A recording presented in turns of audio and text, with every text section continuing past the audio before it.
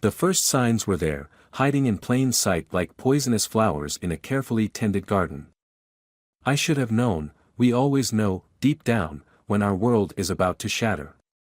But I, Alexander Reynolds, successful business consultant and husband of 23 years, had mastered the art of selective blindness. Claire's subtle changes began in February.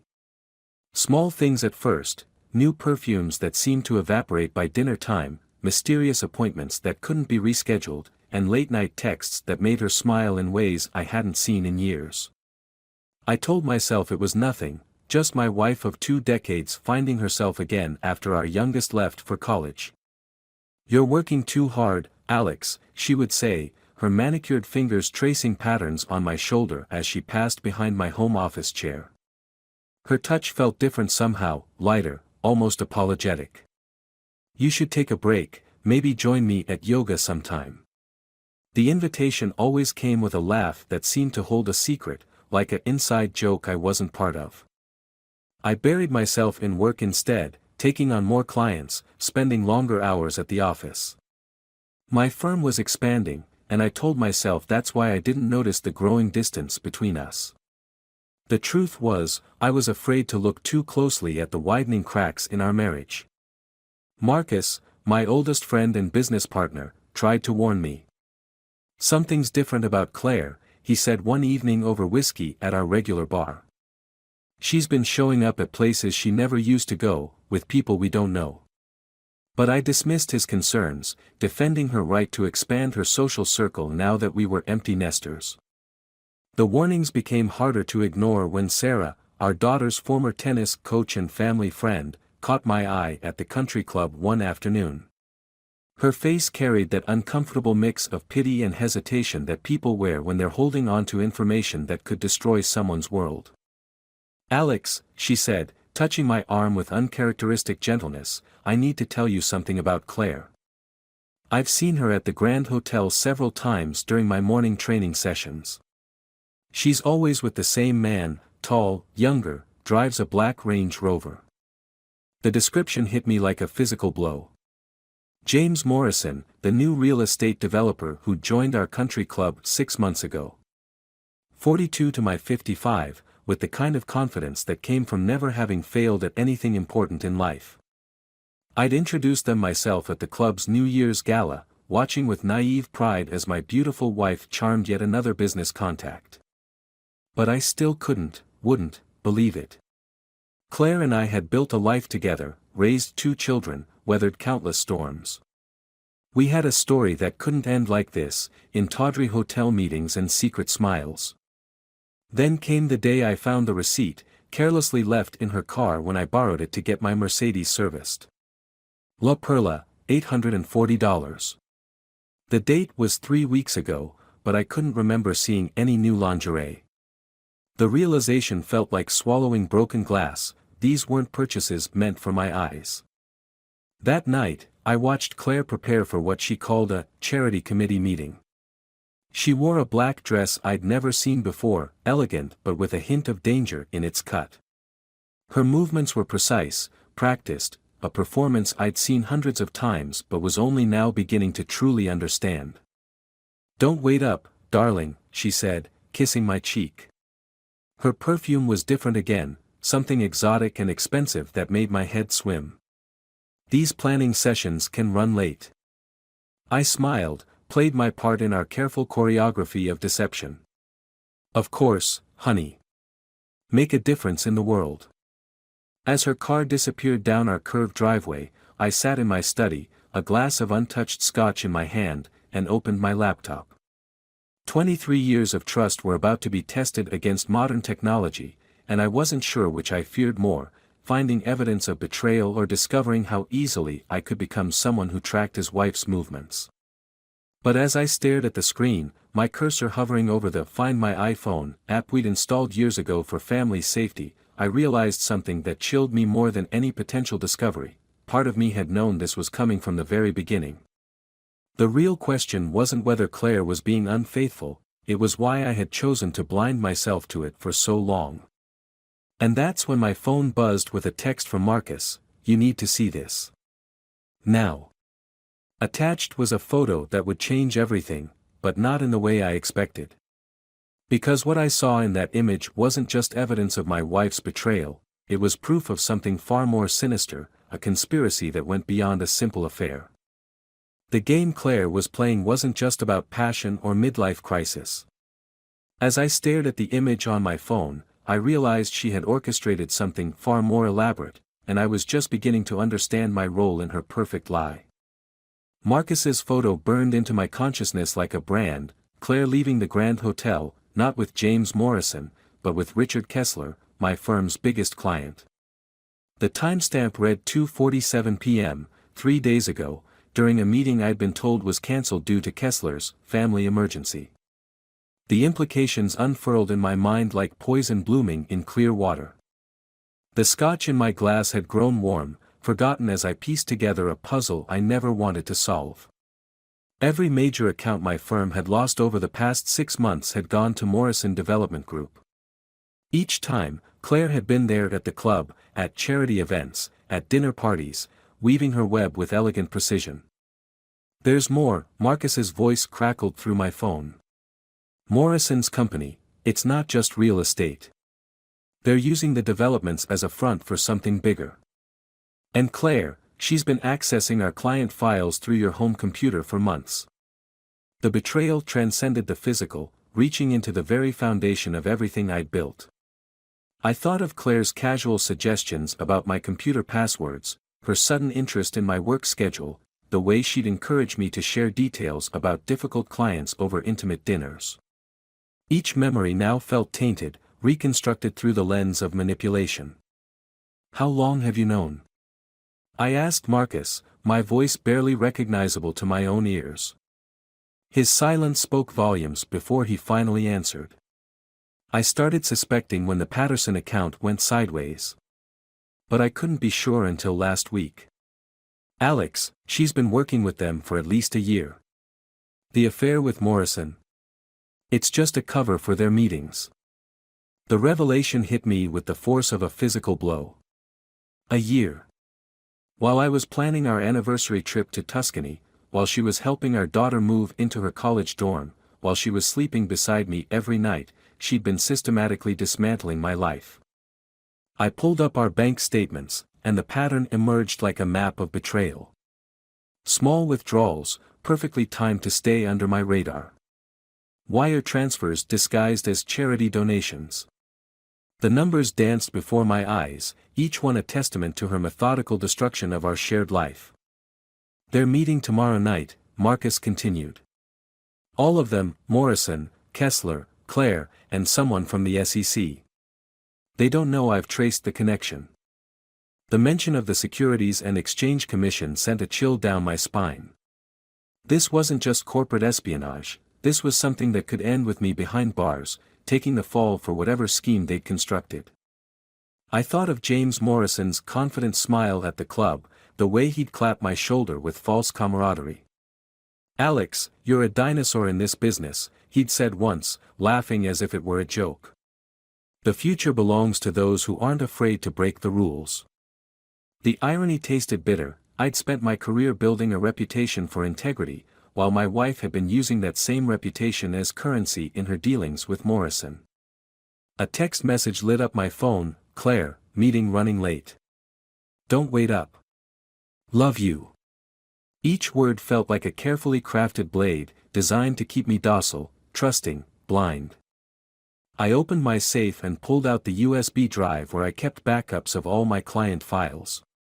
Claire had asked about it last week, casual interest masked as wifely concern about my workaholic tendencies. Now I understood, it was the missing piece they needed, the final link in their chain of evidence. "Tomorrow night," I told Marcus. "I need everything you've got. Every document, every photo, every recording. It's time to show them what happens when you underestimate a dinosaur."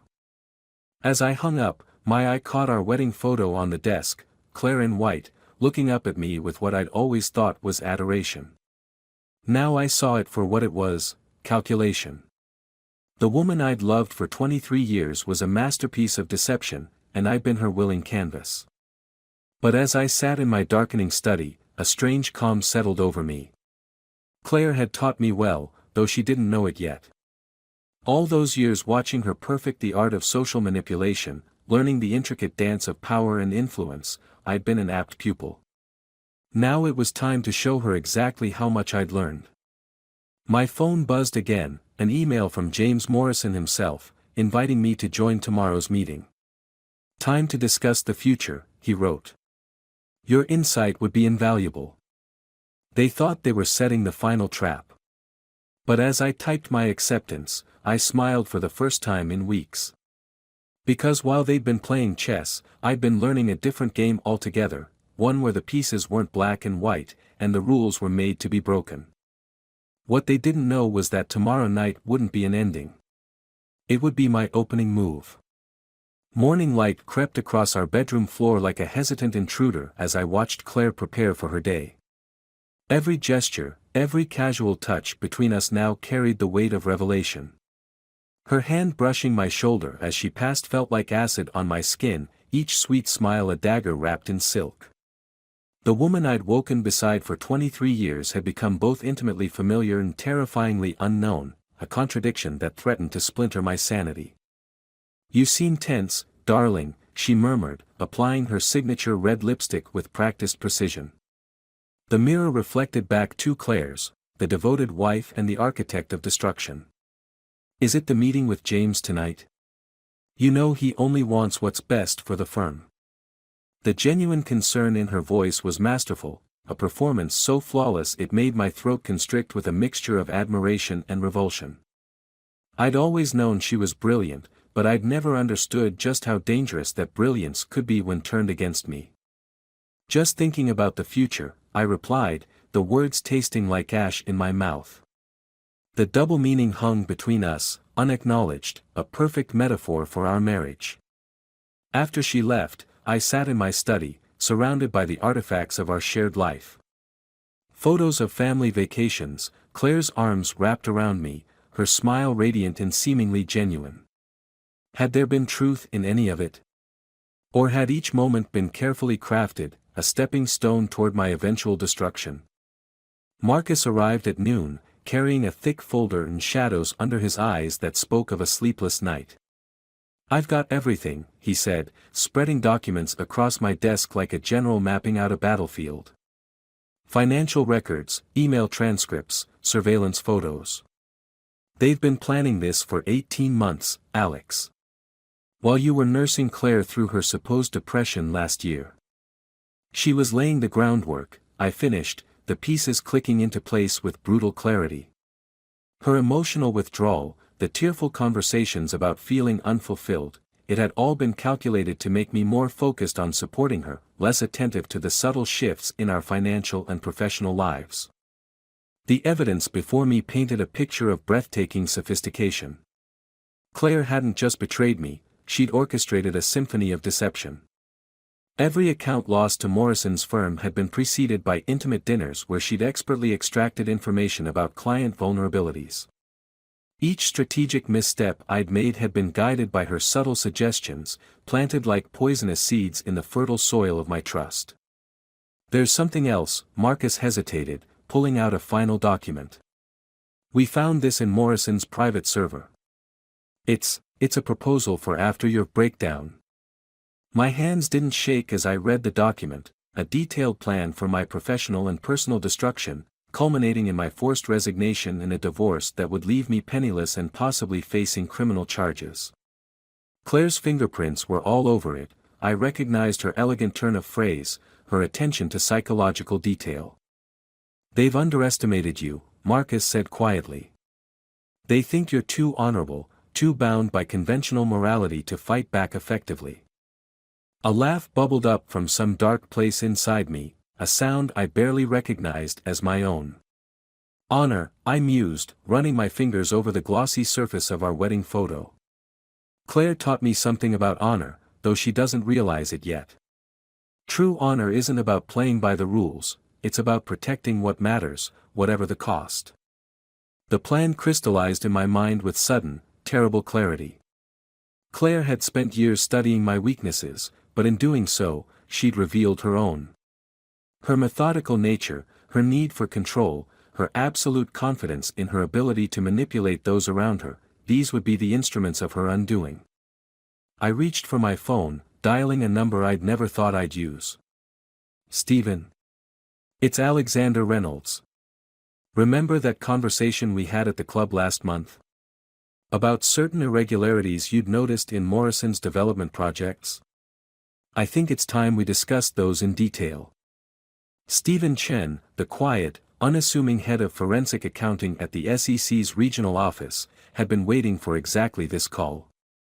What Claire and Morrison didn't know was that their elaborate scheme had attracted attention long before they'd planned for it. Their mistake was assuming that my old-fashioned business methods meant I lacked teeth of my own. As I hung up, Claire's text lit up my phone, "Wearing that blue tie you love tonight. Want you to look your best for the meeting. Love you." The tenderness of the message was exquisite in its cruelty. Even now, she was playing her role to perfection, never suspecting that her greatest weapon, her ability to make people underestimate her, was about to become my own. I adjusted the tie she'd chosen, studying my reflection in the window. The man looking back at me was both familiar and strange, worn by betrayal but hardened by purpose. Claire had spent years teaching me about power, about the art of patience, about the subtle dance between truth and deception. Tonight, I would show her what an apt pupil I'd been. The sun was setting as I left the house, painting the sky in shades of blood and gold. In a few hours, I would sit across from my wife and the man she'd chosen to destroy me, wearing the tie she'd picked out and the mask of ignorance she expected. But beneath that mask, something new was stirring, something forged in the crucible of betrayal and tempered by the knowledge that sometimes, the only way to honor what you love is to be willing to destroy it. The game was about to change, and I couldn't help but smile at the irony. Claire had created the perfect weapon against herself, a man with nothing left to lose and everything to prove. The only question was, would she recognize her handiwork before it was too late? The Grand Hotel's penthouse suite sprawled before me like a theater set awaiting its final act. Floor-to-ceiling windows transformed the city below into a tapestry of jeweled lights, each one a distant star in my collapsing universe. Claire stood by the window, a vision in midnight blue, her silhouette cutting through the golden light like a blade through memory. The sight of her still had the power to steal my breath, not with love now, but with the savage beauty of a predator about to strike. James Morrison's confident laugh rolled across the room, a sound that would have intimidated me just days ago. Now it struck me as hollow, like everything else in this carefully orchestrated performance. He stood too close to Claire, his hand hovering near the small of her back, a gesture of possession so subtle it would have been invisible to anyone who hadn't spent 2 decades memorizing every curve of that spine. "Alexander," Claire's smile was radiant as she crossed the room to kiss my cheek. Her perfume, Clive Christian No. 1, $865 a bottle, another recent purchase I'd never questioned, wrapped around me like a silken garrote. "I'm so glad you could join us. James has been eager to discuss the future." The future. Such an elegant euphemism for my planned destruction. I returned her kiss, allowing my lips to linger against her skin a heartbeat longer than necessary. She stiffened almost imperceptibly, the first crack in her perfect facade. She'd expected submission, not intimacy. The game was already shifting, though she didn't know it yet. "The future belongs to the bold, Alex," Morrison declared, gesturing expansively at the city below. "To those willing to adapt, to evolve." His custom-made suit couldn't quite disguise the predatory grace of his movements.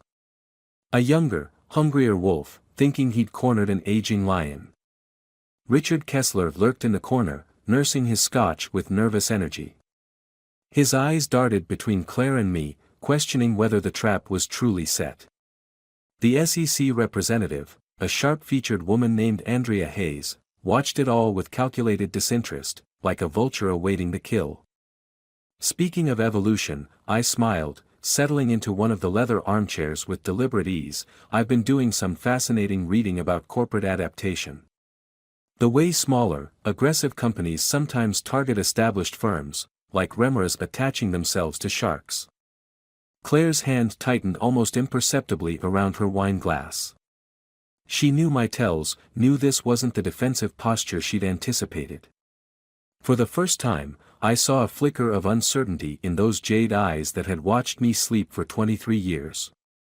Rather academic analysis, wouldn't you say? Morrison laughed, but there was an edge to it now. We're here to discuss practical matters. Your firm's future, specifically. And Claire has some concerns about your recent decision-making. Of course she does, I smiled, reaching into my briefcase. My wife has always been exceptionally attentive to my business affairs. Would you like to see just how attentive? The documents I spread across the marble coffee table were like depth charges in still water. Email transcripts. Bank statements. Surveillance photos. But it was the USB drive I set beside them that drew Claire's immediate attention. She recognized it, the one she'd asked about, the one supposedly containing client files. Her perfect lips parted slightly, the first visible crack in her composure. What is this? Morrison's voice had lost its smooth confidence, replaced by something sharper, more dangerous. This, I said quietly, is adaptation. Evolution. The future. Each word was a silver bullet, carefully aimed. Did you really think I was just a dinosaur, James? That 25 years in this business hadn't taught me how to smell blood in the water? Alex, Claire stepped forward, her voice honey smooth but her eyes wild with calculation. Darling, you're not thinking clearly. We're all here to help you. To help divide the spoils, I corrected gently. The SEC investigation into Morrison Development Group's creative financing. My convenient mental breakdown. The client exodus you orchestrated so beautifully. Tell me, my love, was it difficult sharing our bed while you planned my destruction? Or did it add a certain spice to our intimacy? The room had gone deadly still. Andrea Hayes was no longer pretending disinterest, her eyes were fixed on the documents with laser intensity. Kessler had gone pale, no doubt recognizing his own vulnerability in the scattered papers. You don't understand what you're doing, Morrison's voice had dropped to a growl. The forces you're playing with. Oh, but I do, I interrupted, standing slowly. You see, Claire taught me everything I needed to know about forces. About power. About patience. I turned to my wife, allowing her to see everything I'd hidden for months, the pain, the rage, the cold calculation that mirrored her own. You were a magnificent teacher, my love. But you forgot the most important lesson: never assume the prey is too weak to bite back. I pressed a button on my phone, and the room filled with the sound of Claire's voice from 3 months ago, discussing client weaknesses with Morrison in intimate detail. Another button, another recording, this time with Kessler, planning the systematic dismantling of my firm. Claire didn't move, didn't speak. But I watched the realization dawn in her eyes, the understanding that she hadn't been the only one playing a long game. That while she'd been weaving her web, I'd been forging my own weapons in the dark. Now, I smiled, feeling the power shift in the room like a changing tide. Shall we discuss the future? The real future? Because I assure you, it's going to be far more interesting than any of you planned. The night stretched before us like an abyss, and I could see in Claire's perfect, porcelain features that she finally understood. She hadn't created a victim, she'd created a mirror. And the reflection staring back at her was far more dangerous than she'd ever imagined. The game was no longer about survival. It was about revolution. And I was only just beginning to show them how well I'd learned to play. The aftermath of destruction has its own peculiar beauty. I watched it unfold over the next 48 hours like a time-lapse of a forest fire, each carefully constructed lie in Claire's empire crumbling to ash, revealing the scorched earth beneath. The penthouse confrontation had been merely the spark, the conflagration that followed was pure chain reaction, fed by 2 decades of carefully hidden fuel. I sat in my study, surrounded by the evidence of my wife's betrayal, each document a testament to her brilliant, ruthless mind. The morning light filtered through the windows, casting long shadows across the ruins of our shared life. Claire hadn't come home that night, or the next. The silence in our house rang with the echoes of unspoken accusations and 23 years of perfectly crafted deceptions. "The SEC has frozen Morrison's assets," Marcus reported, his voice crackling through the speakerphone. "Kessler's singing like a Broadway star, trying to save himself. But Claire, she's disappeared completely. No credit card activity, no phone signals. She's gone ghost." A bitter laugh escaped my lips. Of course she had. Claire had always been 3 steps ahead, planning escape routes before anyone else saw the need for them. I could picture her now, probably in some luxury hotel registered under one of her carefully maintained alternate identities, plotting her next move. The thought sent an unexpected surge of something dangerously close to pride through my chest. "You know she won't stay gone," Marcus warned. "Claire's not the type to accept defeat." He was right. The woman who had systematically dismantled my life wouldn't simply fade into obscurity. She was too proud, too brilliant, too consumed by her own narrative of control. The question wasn't whether she would strike back, but how and when. I poured myself a measure of scotch, watching the amber liquid catch the light like trapped fire.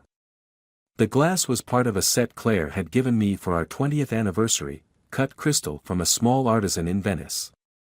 Even our memories were laced with calculation, each gift and gesture now revealed itself as another thread in her elaborate web. "Let her come," I said quietly, more to myself than Marcus. "She's not the only one who's learned to play the long game." The truth was, I was counting on her return. The evidence I'd revealed at the penthouse was devastating, but it wasn't everything. I'd held back the most damaging pieces, the ones that would not just destroy Claire's carefully constructed new life, but would dismantle the very foundation of her identity. Those were my insurance, and my bait. That night, I walked through our house, really seeing it for the first time since the revelation. Every room was a museum of carefully curated lies. The photos on the walls, the artfully arranged mementos, even the books on our shelves, all of it selected and positioned to tell a story of perfect domestic harmony. Claire had turned our entire life into a stage set, and I had been both audience and unwitting co-star. In our bedroom, her perfume still lined the vanity, bottles catching the moonlight like tiny lighthouses warning of dangerous shores. I opened her closet, let my fingers trail across the expensive fabrics of her clothes. The scent of her lingered here, Clive Christian No. 1 mixed with something indefinably Claire. The intimacy of it hit me like a physical blow. My phone buzzed, an email from an anonymous account. The message contained only an image, a queen chess piece, photographed on what I recognized as the antique board in our vacation house in the Berkshires. Claire's signature move in our weekly games had always been an aggressive queen's gambit. The message was clear: she was still playing, still confident in her ability to turn the game around. What she didn't realize was that I'd spent the last months learning to think like her, to see the board from her perspective. The queen might be the most powerful piece, but it wasn't the most important. The game didn't end with its capture. I typed a single response, the address of the small Italian restaurant where we'd had our first date, and a time. Tomorrow night. It was reckless, probably dangerous, but I knew she would come. Claire's greatest weakness had always been her belief in her own invincibility, her conviction that she could control any situation through sheer force of will and intellect. As I hit send, I caught my reflection in the bedroom mirror. The man staring back at me was a stranger, harder, colder, shaped by betrayal into something that both thrilled and terrified me. Claire had wanted to create a victim; instead, she had forged a weapon that had learned to target her own vulnerabilities with surgical precision. Tomorrow, we would meet again, this time without pretense or masks. The thought should have filled me with dread, but instead, I felt an almost euphoric clarity. Because now I understood something fundamental about power and betrayal that Claire, for all her brilliance, had missed, true strength isn't in the ability to manipulate others, but in the capacity to face the darkest truths about oneself and remain standing. The night stretched ahead, full of possibilities and dangers. Somewhere out there, Claire was preparing for our final confrontation, probably confident in her ability to regain control. But she couldn't understand, that the man she had crafted so carefully over 2 decades was gone. In his place was someone new, someone forged in the crucible of her betrayal, someone who had learned to turn her own weapons against her. Tomorrow would be more than a confrontation. It would be a reckoning, not just with Claire, but with the man I had become in the wake of her betrayal. And as I stood in our bedroom, surrounded by the artifacts of our shared deception, I felt something that might have been anticipation, or fear, or perhaps a dark kind of joy. The game wasn't over. It was merely entering its final, most dangerous phase. The old Italian restaurant looked exactly as it had 24 years ago, when I'd first watched Claire walk through its door in a red dress that made time stop. Tonight, she wore black, a dress that seemed to absorb light rather than reflect it, turning her into a gravitational singularity that bent reality around her presence. Even now, knowing everything, the sight of her stole my breath. "You've ruined me rather spectacularly," she said as I sat down, her voice carrying that familiar melody that had soundtracked 2 decades of my life. No pretense now, no masks, just pure, distilled Claire, dangerous as uncut diamonds. "I wouldn't have expected such thoroughness from you, Alex. I suppose that's my failure." The waiter approached with a bottle of Brunello di Montalcino, the same wine we'd shared on our first date. I'd ordered it an hour ago, knowing Claire would arrive early to sweep the restaurant for threats. Some habits die harder than marriages. "You taught me well," I replied, watching the wine's dark heart swirl in my glass. "Every lesson about power, every tutorial in manipulation, every masterclass in strategic patience. Though I doubt you meant them to be quite so educational." A smile played at the corners of her mouth, not the practiced warmth I'd known for years, but something sharper, more genuine. "You've become quite the artist of destruction yourself. Morrison's empire dismantled, Kessler singing to the feds, my carefully constructed network scattered to the winds." She leaned forward, candlelight dancing in her eyes. "But you haven't used everything yet, have you, darling? You're still holding on to the killing stroke."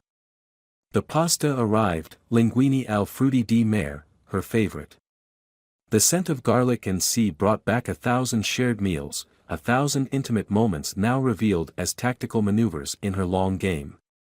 "You always did understand me better than anyone," I acknowledged, studying the woman who had been both my destruction and my rebirth. "Even now, when everything is ashes, you see the pattern beneath the chaos." "The offshore accounts," she said quietly. "The ones in Belize and Singapore. The ones that don't just lead to Morrison's operation, but to—" She trailed off, but her eyes never left mine. "To the heart of something much bigger," I finished. "Something that would interest not just the SEC, but Interpol. Something that would strip away not just your wealth and freedom, but the very identity you've spent a lifetime crafting." I twirled pasta around my fork, a deliberate echo of slower, sweeter times. "The question is, why haven't I used it?" Claire's laugh was low, genuine, the sound I'd fallen in love with all those years ago. "Because you understand the game better than they do, better than even I expected. You know that sometimes the threat of destruction is more powerful than destruction itself." The truth hung between us like smoke, both toxic and intoxicating.